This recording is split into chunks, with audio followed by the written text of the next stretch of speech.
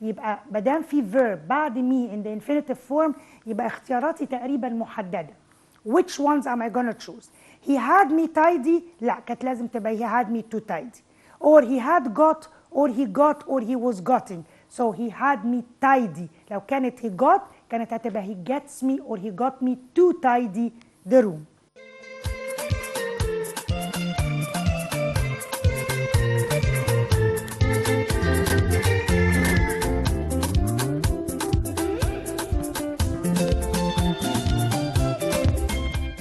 Okay, let's take the coming example. The information in this report is very old. Please, can you it? When I choose the verb, I need to take care what am I gonna choose. يعني هنا can you it, I need a verb. طب let me choose the verb from the ones that I have. I have the word date. I have up to date. I have update. And I have makeup. Take care the choice between the two words. لو خدنا بالنا من up to date و update الاثنين معناهم يحدث أو يجدد. طيب أنهي واحدة فيهم I have to choose. Let me take an important point in consideration. لو أنا قلت the report is up to date يعني هو already مستحدث وهنا يبقى احنا بنتكلم على adjective مش verb. لكن لما أقول the report is updated أو can you update هنا أنا بستعمل verb. فلازم أخلي بالي من الاختيار. الاثنين شكلهم زي بعض. الاثنين قريبين جدا حتى من نطقهم لبعض لكن which one am I gonna choose? It's can you update it. This is the verb. طيب let's go into look. Some flowers are by those children for today's spring festival. Some flowers are. هنا أنا محتاج passive verb لأن عندي by لازم أعمل passive فخلي بالي إن أنا لازم أستعمل verb to be واستعمل كمان past participle. Are being drawn or were drawn or were drawing or are being drawn. طبعا طول ما انا عندي were و were مش ممكن يمشوا لانه already عندي are in the sentence so it cannot go. Which ones can go? Been and being وطبعا بعد verb to be are لازم يبقى followed with ing so it's are being drawn. طيب let's go into another example. You will really like this book. The story is what? I like the book. يبقى الستوري لازم فيها حاجة positive. So is it terrific خارقة فظيعة or is it terrible سيئة بشعة يبقى it doesn't go with the meaning already. Capable قادر or horrible. You will really like this book because the story is terrific و terrible شكلهم قريب من بعض بس completely the opposite. terrible بشع سيء جدا أما terrific ممتاز رائع. يبقى نخلي بالنا انه يمكن تبقى شكلها لكن it's completely different. طيب let's take another example. Muhammad space me that he had a busy morning. What did he said me said ما تجيش بعديها object or explained me back again no object or admitted or told كلهم لازم يجوا من غير object لكن الوحيدة that has to be followed with an object me هي told. طيب let's take another example. Khalid has an what to see the doctor at 4 o'clock. Khalid has an A. an يمكن تديني hint ان انا عندي a word with a vowel بس مش لازم ممكن يكونوا كلهم فيهم vowels. He has an application طلب تقديم an application form بروح للدكتور بapplication form ولا applicant المتقدم ولا appointment appointment الميعاد. So he has an appointment to see the doctor at 4 o'clock. Iman said that Damascus اللي هي دمشق space the capital of Syria. Iman said that Damascus is the capital of Syria or be the capital of Syria or is being the capital of Syria or had been the capital of Syria. هخلي بالي ان انا بالرغم ان انا بقول دمشق ايمان said والجمله المفروض تكون في الباست عشان دي indirect لكن دمشق the capital of Syria this is a fact وطول ما هي fact يعني هي حقيقه ما تتغيرش التنس بتاعتها حتى لو انا في جمله indirect speech او reported speech فهتفضل دمشق is the capital of Syria من غير تغيير. The company hopes that its what new will sell very well. يبقى أنا محتاج هنا noun على طول. طب الكومباني محتاجة that the new product, production, producer or the productive of course the company needs its new المنتج. الباقيين productive منتج producer المنتج بس البني آدم which is المنتج الثانية productive حاجة منتجة an adjective production الإنتاج ولكن new product هي المنتج الجديد. طيب let's move. كريم posted that he us the next morning. كريم promised that he what us next morning. He promised that he will phone. كانت ممكن تمشي لو ما كانتش promised لو كانت promises that he will، لكن ما دام كتبت promised يبقى لازم الجملة عندي indirect، يبقى لازم اللي جوه كله يبقى يا past يا past perfect. will phone would phone had phoned or phoned. هنا في ناس ممكن تتلخبط تقول طيب احنا عارفين ان المفروض نحط past perfect، لكن ازاي احط past perfect او past simple؟ طب احط would phone. بما انه promise هنفتكر الرول بتاعتنا انه promise دايما معاها I promise I will do. طب لما احولها indirect هقول برضو he promised that he would do، هغير الويل to would and that's it. Manal can speak very good English but she's not what? She's not fleet or she's not flat or she's not foolish أحمق or she's not fluent. بتكلم على الكلام، بيتكلم انجلش كويس ولكنه غير طليق في اللغة so she's not fluent. هالة asked علا the following Monday. هالة asked علا يبقى she asked her في حاجة to. So she asked her what will she do or what would she do or what she will do or what she would do. أقرر إزاي؟ أقرر إزاي بما إن عندي what في كل الجمل وعندي she في كل الجمل وعندي verb في كل الجمل. القرار على حاجتين. الحاجة الأولى الوات هتيجي في الأول في كله موجود ما فيهاش فصال. طب إيه الحاجة التانية اللي بتخليني أقرر؟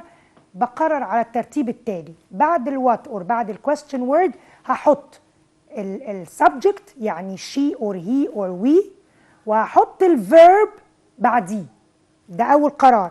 القرار التاني إنه هيبقى مش بس subject و verb، لا لازم الفيرب يتماشى مع الفيرب الأولاني اللي جاي بره اللي هو asked is in the past tense، يبقى لازم الفيرب جوه يبقى past. على هذا الاختيار لو أنا فكرت أنقي هلاقي إنه what موجودة في كله. الاثنين اللي فيهم what will and what would مفيش subject في الأول، معمول على شكل سؤال، يبقى will و would مش هينفعوني خالص. إيه اللي ممكن تمشي؟ يبقى what she would do or what she will do. هختار على أساس إيه؟ قلنا subject to verb، أدي أول حاجة. تاني حاجة it has to be past، يبقى ما عنديش غير what she would do. الإجابة صح. نخلي بالنا لأن دي من الحاجات اللي كتير بتلخبطنا، لأنه بنحس إن محتاج نقول سؤال وهو مش سؤال، هو سؤال indirect. طيب ناخد بالنا من السنتنسز اللي جايه. There was a space this morning and many of the roads flooded. flooded يعني غرقت ميه. ما دام غرقت ميه يبقى لازم اكون بدور على حاجه فيها سيول مطره. So there was a dust storm. هل هي عاصفه ترابيه or drought والdrought يعني الجفاف or was it downpour وdownpour يعني سيول or was it rain. وهنا نرجع تاني نقول عندنا جزء خبيث شويه. لو انا قلت there was a rain اولا a rain a countable rain uncountable ما يركبوش مع بعض، لكن there was a downpour يعني سيول جامده مطره كثيفه جدا متدفقه. The teacher was angry because two boys were talking the lesson. The teacher was angry لانه في two boys بيعملوا ايه؟ talking throughout the lesson, talking without the lesson بدون or talking along بطول or talking after the lesson. في ناس هتغلط ممكن تقول they are talking along بطول اللسن، مش هنترجم عربي. they are talking throughout the lesson يعني بيتكلموا خلال الحصة كلها. مريم asked me whether we to the park. مريم asked me whether we should go to the park or whether we shall go to the park or whether we went to the park or whether we will go.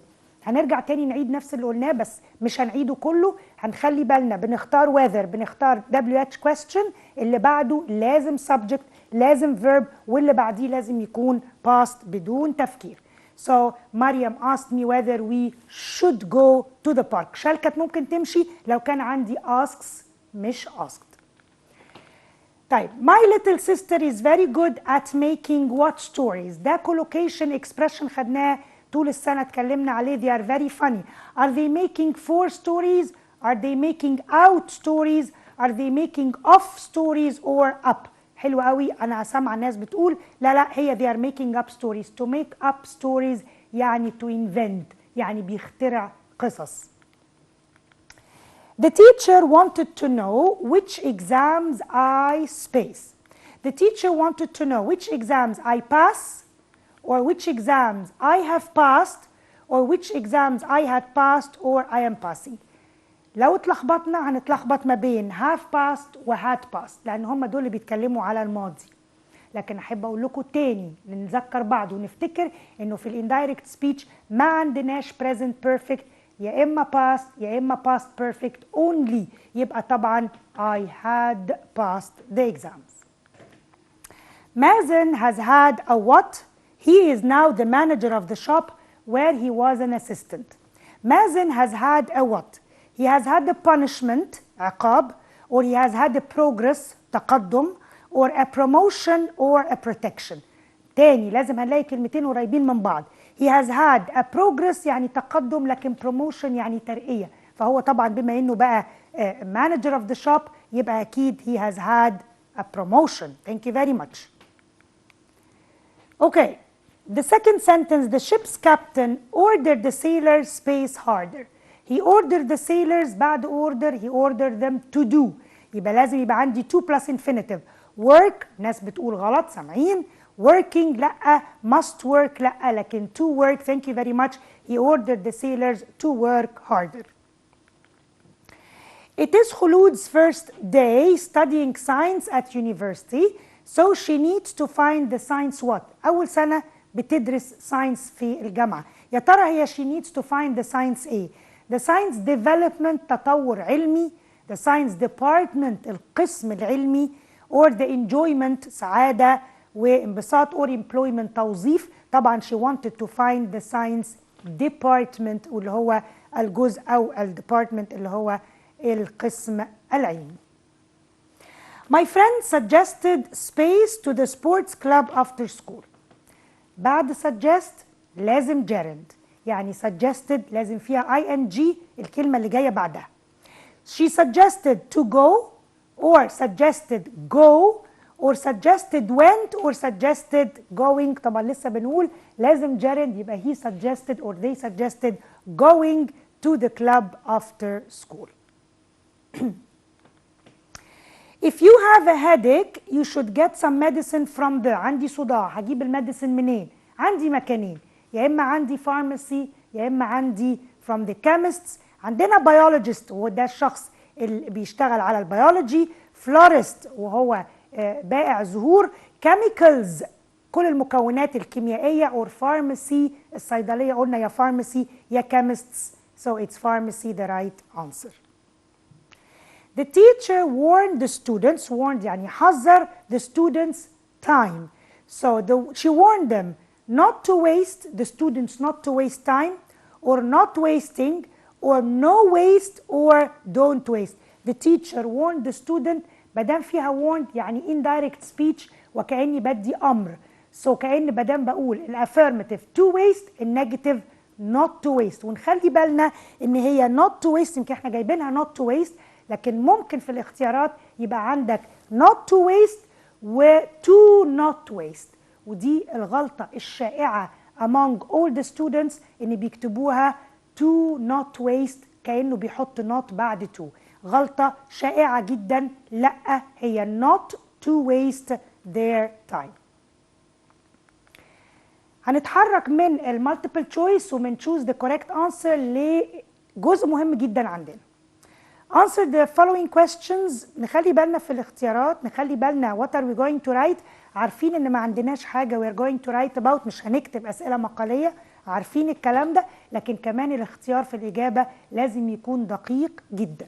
ليه؟ لأنه ممكن يختلف من جملة للتانية كلمة. كلمة واحدة ممكن تغير السؤال كله، كلمة واحدة ممكن تفرق ما بين الاختيار الأول والتاني. وإحنا في امتحاناتنا الجديدة عندنا بس multiple choice، هتختار فما فيهاش فصال either right or wrong. خلينا نشوف الquestions اللي معانا. Answer two of the following questions. وأول سؤال about the story. Why do you think that Sabt is worried about Rasendel now that he is the king? عارفين إنه سابت قرر إنه رودolf Rasendel had to be the king instead of the real king، وعارفين ليه. طب why is he worried؟ نشوف التشويسز اللي عندنا. أنا لو عايز أكتب إجابة أنا مش هديكم multiple choice نختار منه، أنا هختارها من الأوبشنز اللي موجودة عندك. Sabt is worried because he thinks that Rasendel is in the danger.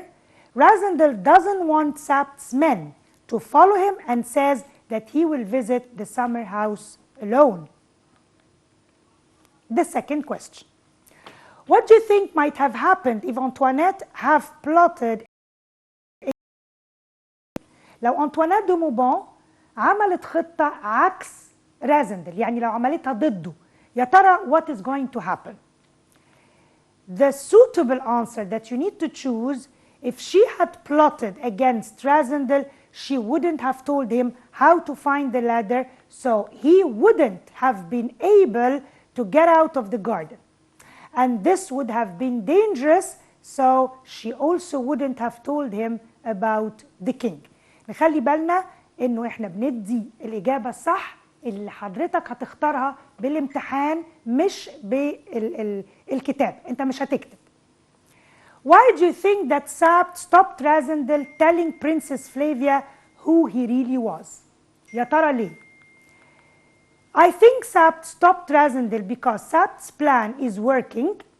Sabt doesn't want anyone to know about it or it might stop working.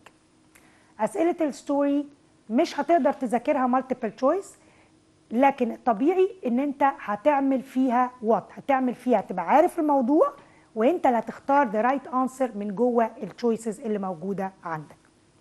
هنخش على important part الرايتنج. تاني بنقول مش هنكتب لكن هنختار من المالتيبل تشويس. ده مش معناه ان انا مش هبقى عارف بكتب ازاي. يعني مش هقول ان انا مادام انا مش هختار يبقى خلاص انا مش محتاج ان انا او انا مش هكتب، مش محتاج ان انا اذاكر رايتنج. لا، ما هو انا هختار الاجابه اللي انا زي كاني كنت بكتب رايتنج. بالعكس هنا الميستيكس ممكن تبقى اعلى لانك ممكن ما تاخدش بالك من فيرب مكتوب بطريقه مش مظبوطه او مكتوب تنس غلط او punctuation مش مظبوطه، so you have to take care. طيب نبص على الرايتنج كويستشنز اللي موجوده عندنا. finish the following dialogue. عندنا dialogue، عندنا paragraph، عندنا writing، الثلاثه فيهم writing بس كله multiple choice. Okay, now we are going to start an important dialogue. Finish the following dialogue. في الدايلوج نخلي بالنا مش هنكتب بايدنا، that's fine، بس we are going to choose the right answer. يبقى لازم نقرا الدايلوج كويس، نشوف who is saying what to who، نشوف الإجابة متمشية مع الجملة اللي احنا هنكتبها. ما ينفعش نحل مرة واحدة، ما ينفعش نختار مرة واحدة. We have to read the whole dialogue. We have to see who is saying what وبعدين نبتدي نحل. طيب Sammy meets an English tourist by a river. Sammy, excuse me, I advise you not to drink that water from that river.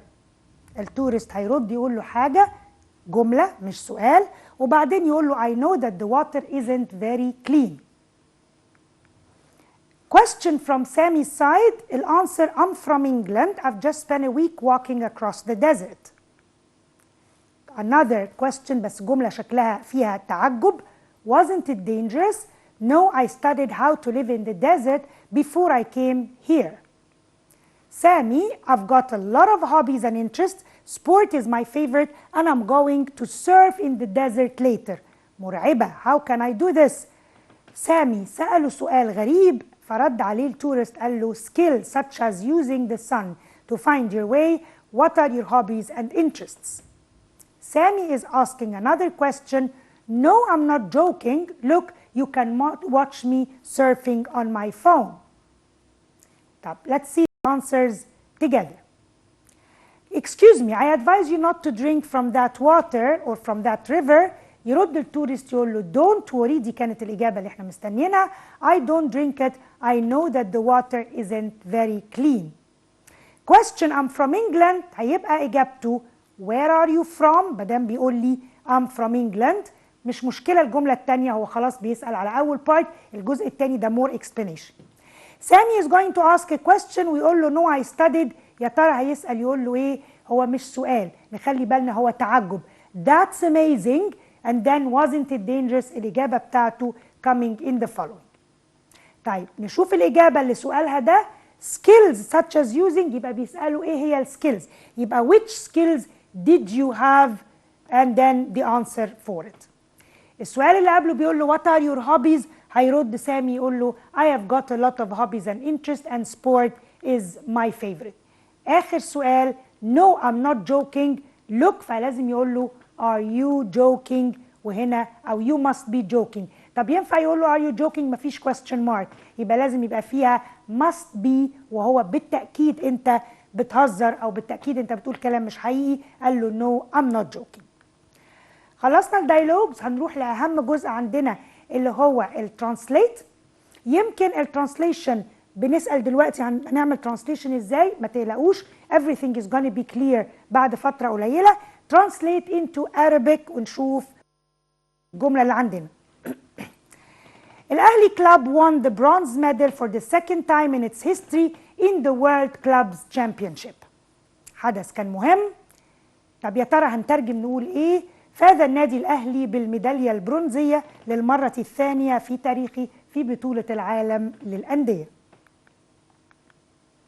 The last one, translate one sentence into English.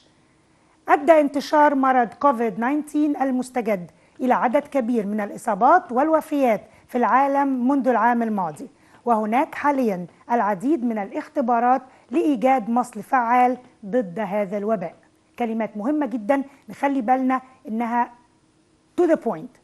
COVID-19 has led to a lot of infected people and deaths in the whole world since last year. Currently, there are a lot of experiments taking place to find an effective vaccine for that pandemic. My dear students, بالquestions وبكل الحاجات اللي احنا عملناها مع بعض النهارده، عندنا multiple choice، عملنا choose the correct answer، عملنا story وعملنا كمان dialogue and translation.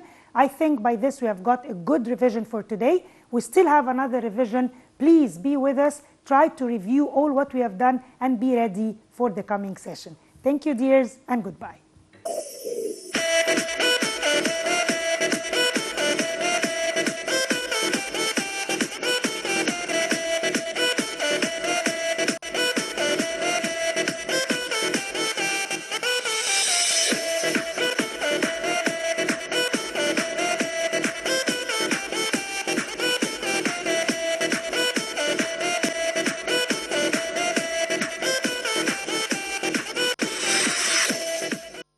البرامج التعليمية بقطاع التلفزيون المصري مع